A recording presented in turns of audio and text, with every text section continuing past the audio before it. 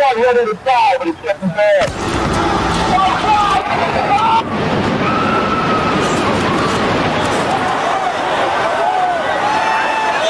I'm on the 83rd floor. I'm gonna die, aren't I? No. Say I'm gonna die. Ma'am, say your prayers. We're gonna think positive because you gotta help each other get off the floor. I'm now. Die.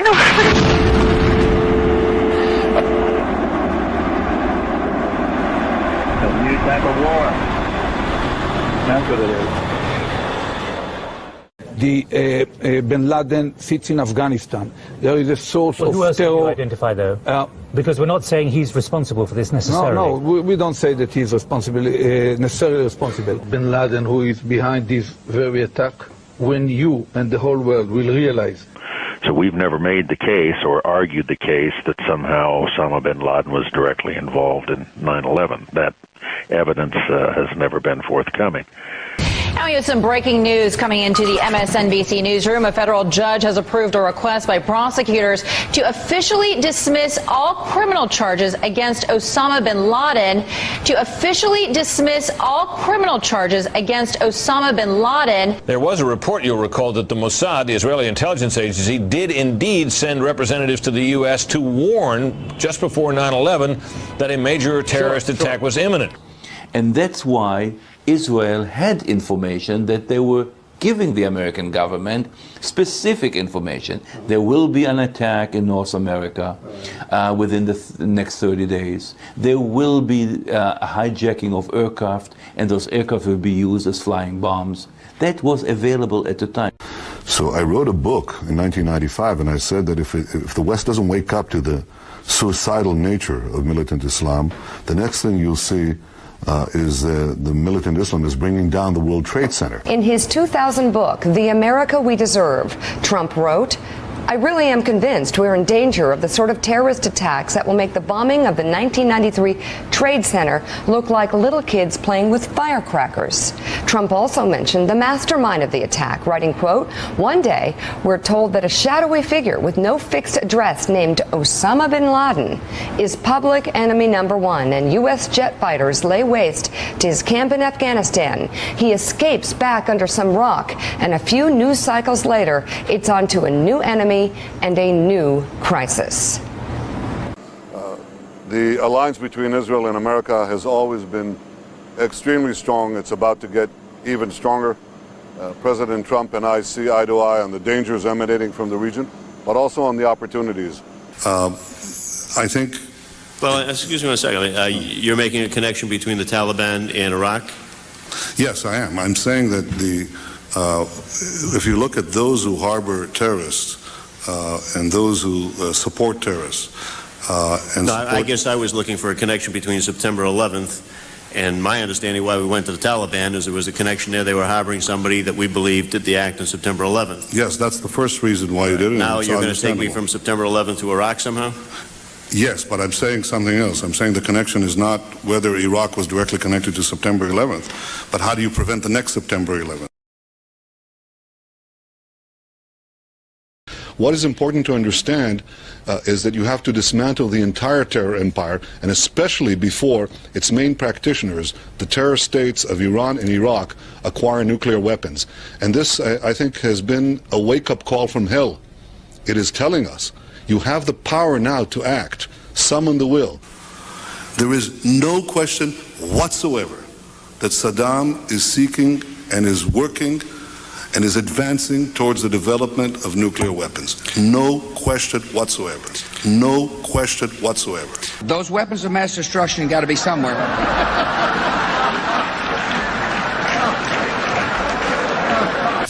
The terrorists attacked us and killed 3,000 of our citizens before we started the freedom agenda in the Middle East. They were... What did Iraq have to do with what? The attack on the World Trade Center. Nothing. The efforts that he's making at producing weapons of mass destruction, we in Israel have known this for a long time. We've shared this intelligence with the United States. If you take out Saddam's regime, I guarantee you that it will have enormous positive reverberations on the region. Do you think that the U.S. or UN forces should have moved into Baghdad? No. Once you got to Iraq and took it over and took down Saddam Hussein's government, then what are you going to put in its place? That's a very volatile part of the world, and if you take down the central government in Iraq, you can easily end up seeing pieces of Iraq fly off. Part of it the Syrians would like to have to the west.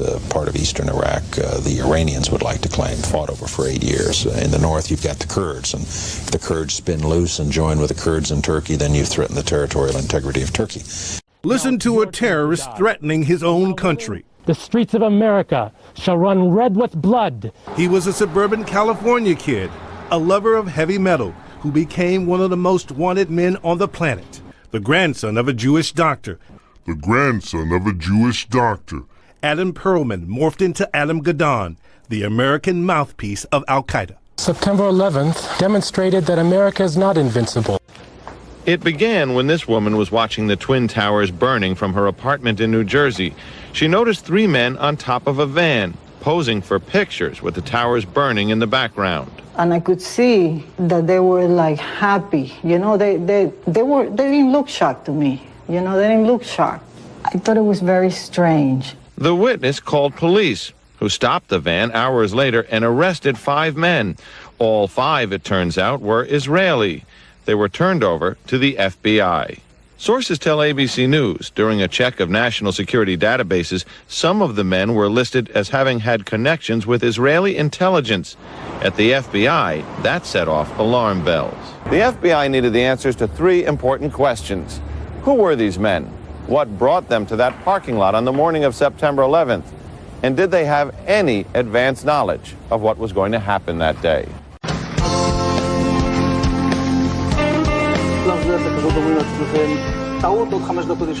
And at that point, we were taken for another round of questioning, this time related to our allegedly being members of Mossad. The fact of the matter is, we are coming from a country that experiences terror daily. Our purpose was to document the event. Our purpose was to document the event. I said, how could a plane, even a 767 or 747 or whatever it might have been, how could it possibly go through this deal? I happen to think that they had not only a plane, but they had bombs that exploded almost simultaneously. They were constructed to withstand like a 707 attack. Well, it's tremendous power and tremendous heat.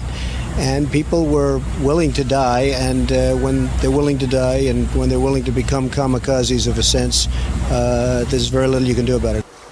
Elliot Spitzer, an old friend who I knew well.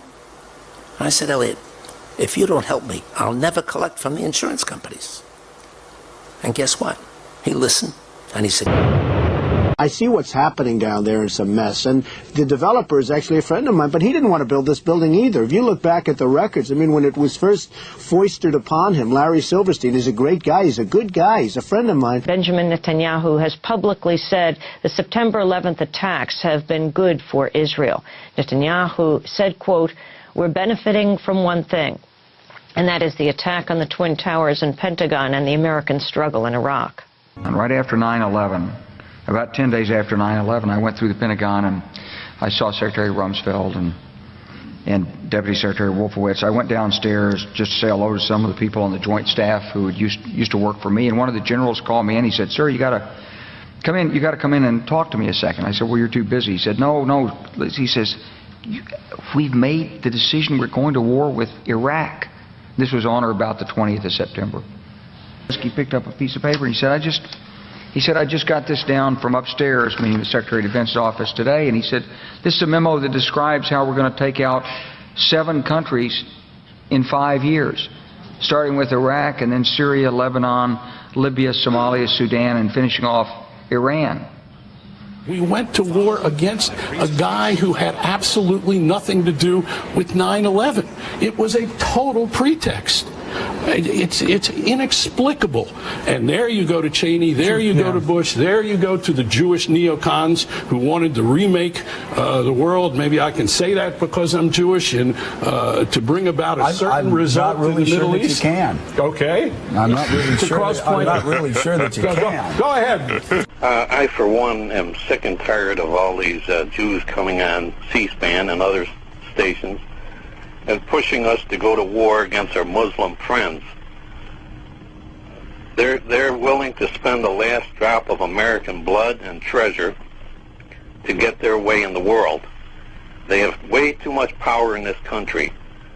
People like Wolfowitz and Fife and the other neocons that jewed us into Iraq, and now we're going to spend the next 60 years rehabilitating our soldiers.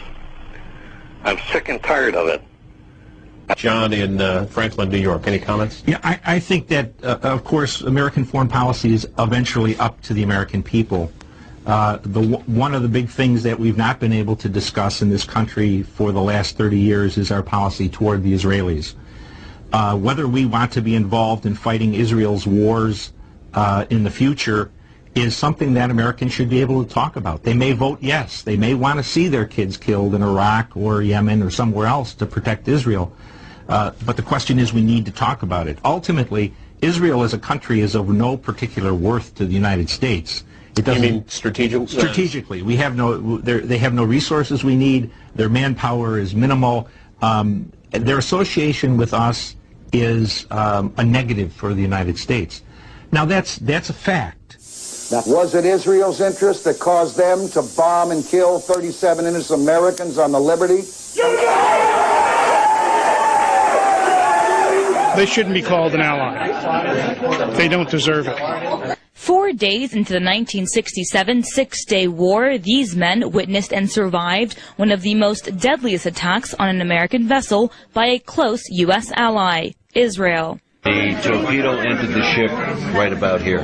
42 years ago, Israeli jet fighter planes and torpedo boats bombarded an American intelligence Navy ship, the USS Liberty, with a series of attacks.